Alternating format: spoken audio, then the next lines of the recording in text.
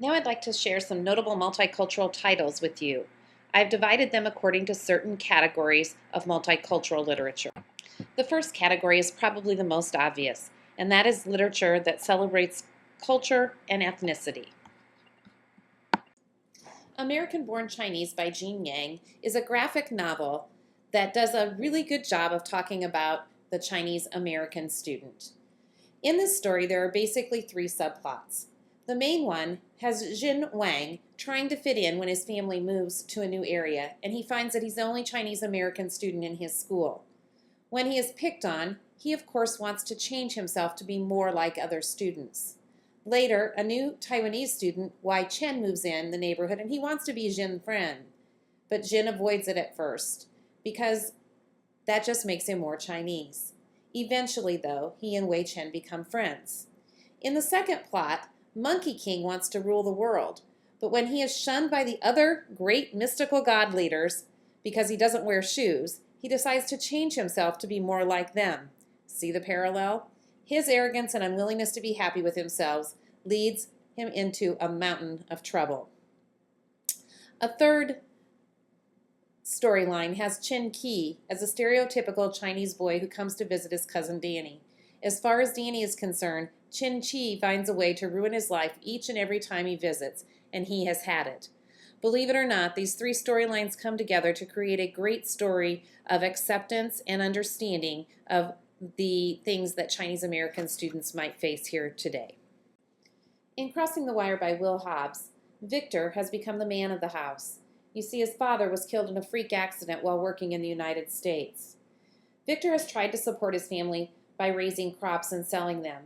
But when the local representative tells Victor that once again this year his corn will sell for almost nothing, Victor has a dilemma.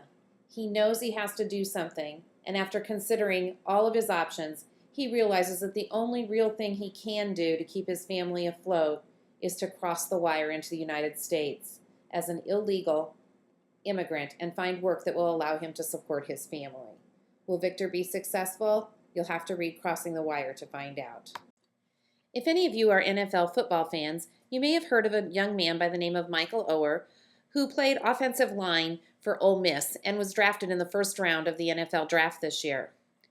In his book, The Blind Side: Evolution of a Game, Michael Lewis tells the true story of Michael Oher, who was not always destined to be a pro football player. In fact, Michael Oher was one of 13 kids living in poverty with a drug-addicted mother.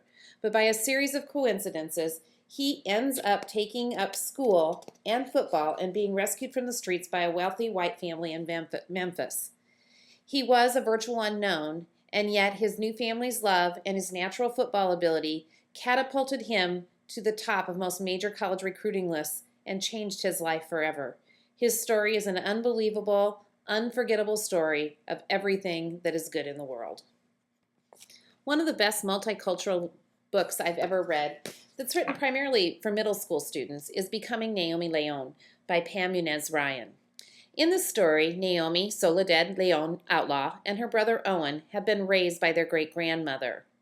Up until the day that her long-lost mother knocked on the trailer's door, Naomi's biggest problem was her last name that the boys at school constantly mocked.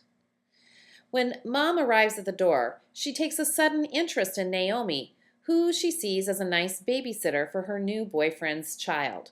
And she wants nothing to do with Owen, who he himself has several physical disabilities.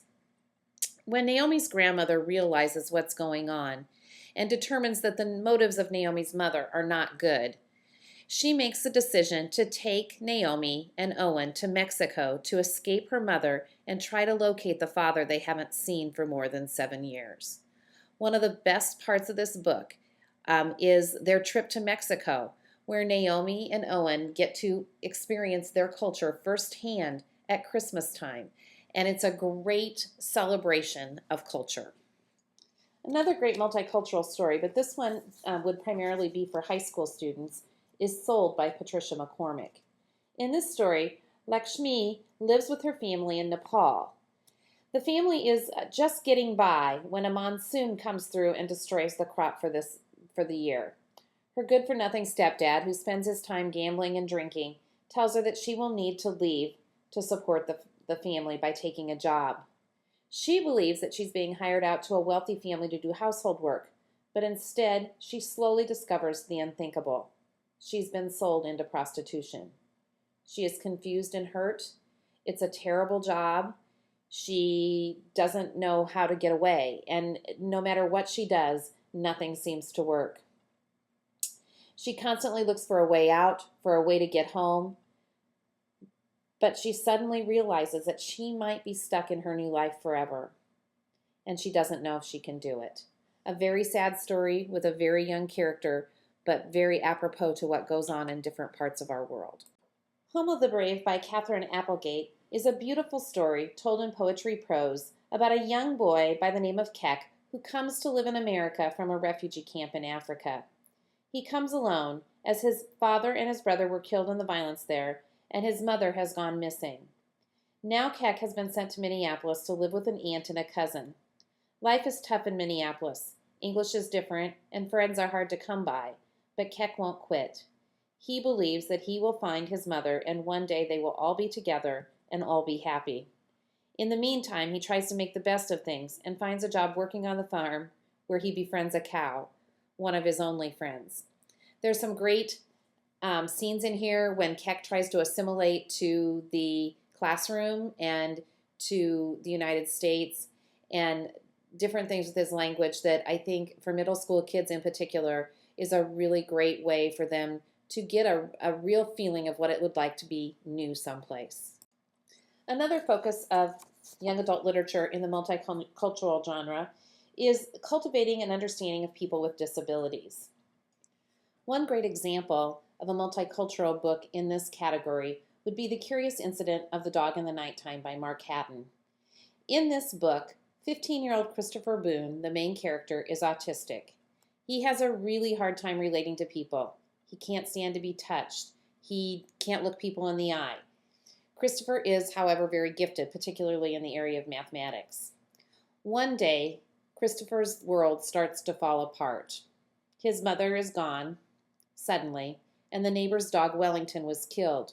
And it's Christopher who finds the dog, and in a very difficult scene, he returns the dog to the owner. And those that have any knowledge of autistic children know that this would be a very difficult thing for him to do. What makes matters worse is that, of course, he is immediately suspected of killing the dog. Christopher loves dogs, and he knows he didn't kill Wellington. So he decides to investigate, which requires him to step out of his comfort zone socially and also allows him to uncover the truth about his parents and their relationship. Can Christopher handle what he discovers? A good example of a title that would help build this kind of sensitivity in middle schoolers would be the book So Be It by Sarah Weeks.